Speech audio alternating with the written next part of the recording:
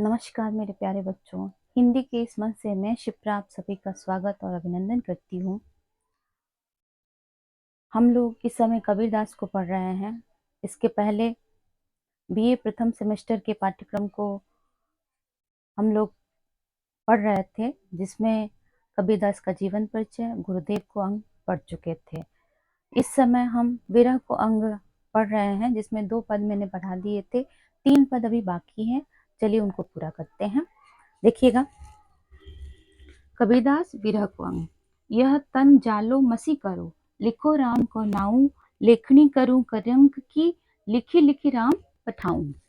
इसमें जो कबीरदास है, जैसा कि मैंने पहले ही बताया था कि वो अपने आप को विरहणी जीवात्मा के रूप में समझते हैं और परमात्मा को अपने प्रियतम के रूप में वो मानते हैं और उनको प्राप्त करना चाहते हैं। और ये प्रेम की पराकाष्ठा है कि व्यक्ति अपने प्रियतम को समझाना चाह रहा है लेकिन समझा नहीं पा रहा है, तो उसके पास कुछ ही विकल्प रह जाते हैं। वही विकल्प यहाँ पे कबीरदास व्यक्त कर रहे हैं। जैसे आजकल का भी आप लोग ट्रेंड देखते होंगे ना, कि लोग किसी को प्रेम करते हैं तो उसके लिए टैटू बनवा लेते हैं, नहीं कुछ तो अपने खून से लिख करके पोस्ट कर देते हैं। वो प्रेम की अभिव्यक्ति वो जताना चाहते हैं। तो वही चीज यहाँ कबीरदास भी प्रेम की अभिव्यक्ति जताना चाह रहे हैं। देखिएगा, यह तन जालो मसी करो। यह तन, शरीर को, जालो मतलब जलाकर, तन मतलब शरीर, इस शरीर को, जालो मतलब जलाकर, मसी मतलब स्याही। इस शरीर को जला करके मैं स्याही बना लूं। इस शरीर को जला करके उसकी जो राख है उससे मैं स्याही बना लूं। लिखो राम को नाऊ, नाऊ मतलब नाम, मैं राम का नाम लिखूं। इस शरीर को जला करके मैं स्याही बना लूं और राम का नाम मैं लिखूं। लेखनी करूं करंक की। लेखनी मतलब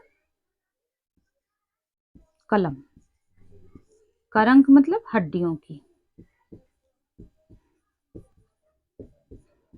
ठीक है, और मैं हड्डियों का कलम बना लूं, मैं हड्डियों की लेखनी बना लूं।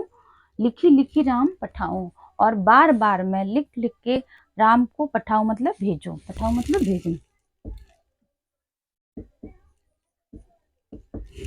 ठीक है, मैं बार बार हड्डियों की लेखनी बना लूं और बार बार राम के नाम को लिख करके मैं भेजूं। ठीक है, इसमें प्रेम की पराकाष्ठा दिखाया गया है कि इस तन, इस शरीर को जालो मतलब जला करके, मसी मतलब मैं स्याही बना लूं। कबीरदास जी कहते हैं जीवात्मा के रूप में कि शरीर को जला करके मैं स्याही बना लूं। लिखो राम को नाऊ, और मैं राम का नाम लिखूं। लेखनी करूं करंक की, और हड्डियों की मैं लेखनी बना लूं, कलम बना लूं, और लिखी लिखी राम पठाऊं, और राम के नाम को लिख लिख करके मैं ईश्वर के पास, राम के पास मैं भेजता रहूं। ठीक है, क्योंकि आप देखिए, प्रेम पत्र लिखने के लिए 2 चीजों की जरूरत होगी, एक स्याही और एक लेखनी। तो वही चीज यहाँ कह रहे हैं कि इस तन, इस शरीर को जालो मतलब जला करके उसकी राख से मैं स्याही बना लूं। इस शरीर को मैं जला करके उसकी राख से स्याही बना लूं, और लेखनी करूं करंक की, और हड्डियों की मैं लेखनी बना लूं। लिखो राम को नाम, और बार बार मैं नाम का नाम लिखूं, और उस राम को बार बार लिख करके राम पठाऊं, ईश्वर को मैं भेजता रहूं। कभी तो वो मेरा विरह समझेंगे, कभी तो मेरे प्रेम को वो समझेंगे। इसमें प्रेम की पराकाष्ठा दिखाया गया है। ठीक है, चलिए आगे बढ़ते हैं। अगला देखिएगा, नैना अंतरी आचरो, निश दिन निरखो तोही, कब हरि दर्शन देहु के, सो दिन आवे मोही। बहुत अच्छी बात इसमें कहे हैं कि हे ईश्वर, मेरे आंखों में आप बस जाइए। हे ईश्वर, आप मेरी आंखों में बस जाइए, जिसके कारण मैं रात दिन आप ही को निहारता रहूं। ठीक है, इसमें प्रेम में एक निष्ठ हो जाना है। देखिएगा, नैना अंतरी आचरू, नैना मतलब नेत्रों के, आचरी मतलब भीतर,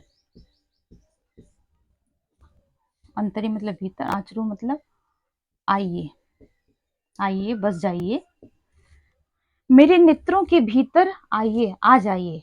निशिदिन, निश मतलब रात, दिन, रात दिन निरखो मतलब देखूं, तो ही मतलब तुम्हें, मैं रात दिन तुम्हें देखता रहूं।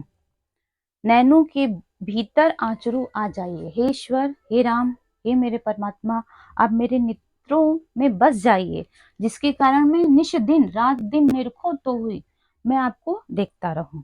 कब हरि दर्शन देओगे, हे हरि, हे ईश्वर, कब आप दर्शन देंगे,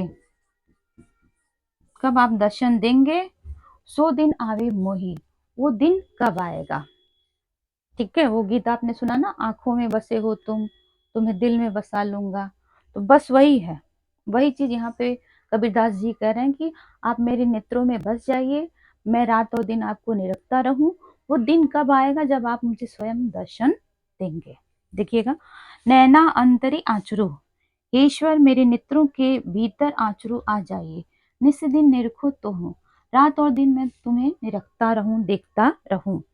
कब हरि दर्शन देहुगे, हे हरि, हे ईश्वर, कब आप दर्शन देंगे, सो दिन आवे मोही, वो दिन मेरे लिए कब आएगा। यानी वो शुभ दिन, वो अच्छा दिन मेरे लिए कब आएगा, जब आप मुझे दर्शन देंगे और मैं आपको अपने नेत्रों के भीतर बसा लूंगी और रात और दिन में आपको देखती रहूंगी। धन्यवाद।